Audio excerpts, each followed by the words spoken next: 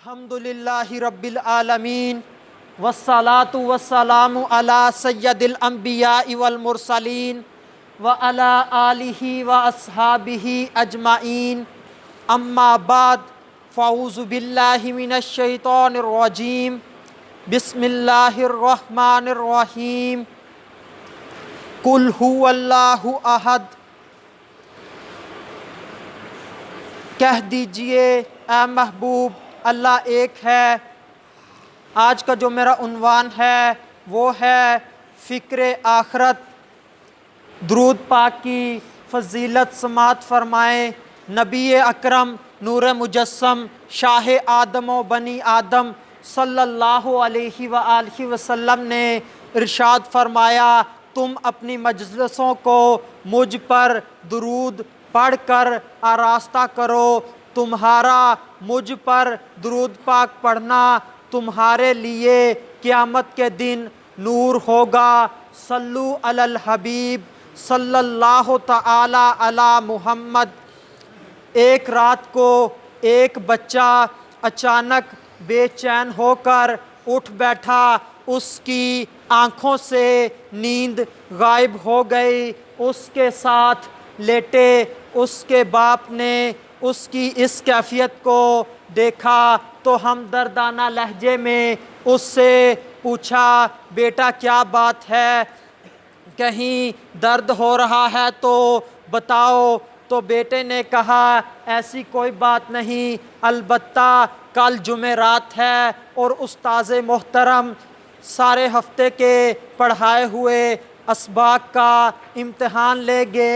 مجھے اس بات کا خوف کھائے جا رہا ہے کہ استاد محترم کسی غلطی کی وجہ سے مجھے پکڑ نہ لے، میری پکڑ نہ ہو جائے اور غصے کے اندر آ کر مجھے اچھی طرح پیٹ نہ دے۔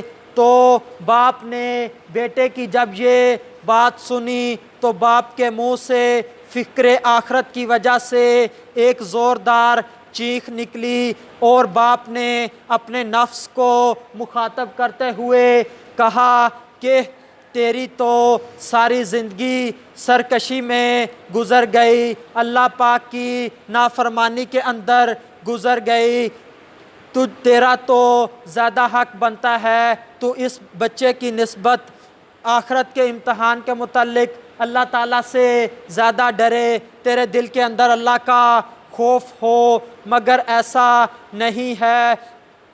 تو اس باپ نے سوچا کہ اس بچے نے تو کل چند دنوں کا امتحان دینا ہے اور میں نے رب کے حضور کھڑا ہو کر اپنی ساری زندگی کا حساب و کتاب دینا ہے۔ وہ اس پر نادم ہوا۔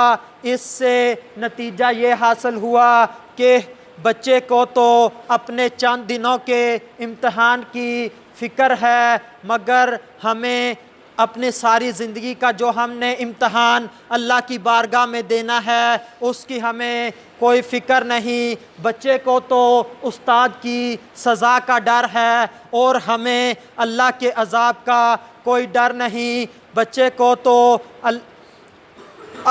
دنیاوی امتحان نے بے چین کر دیا، رات کو وہ اٹھ کر بیٹھ جاتا ہے اور ہم کبھی اللہ کے امتحان کی بنا پر بے چین نہیں ہوئے، کبھی راتوں کو نہیں اٹھے۔ بچے کو تو صرف ایک خطا کی بنیاد پر پکڑ کا ڈر ہے اور ہم ساری زندگی گناہ کرتے ہیں اور ہمیں اللہ کی بارگاہ میں پکڑ کا ڈر نہیں ہے۔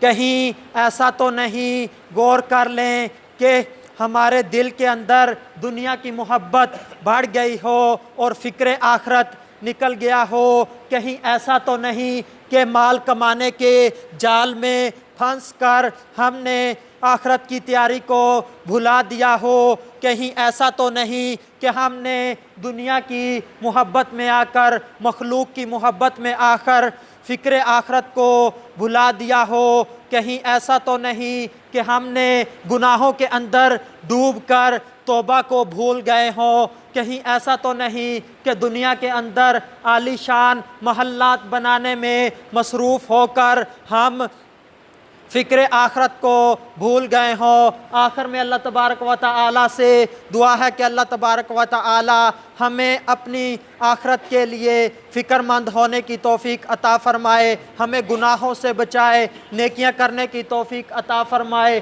وما علینا الا البلاغ۔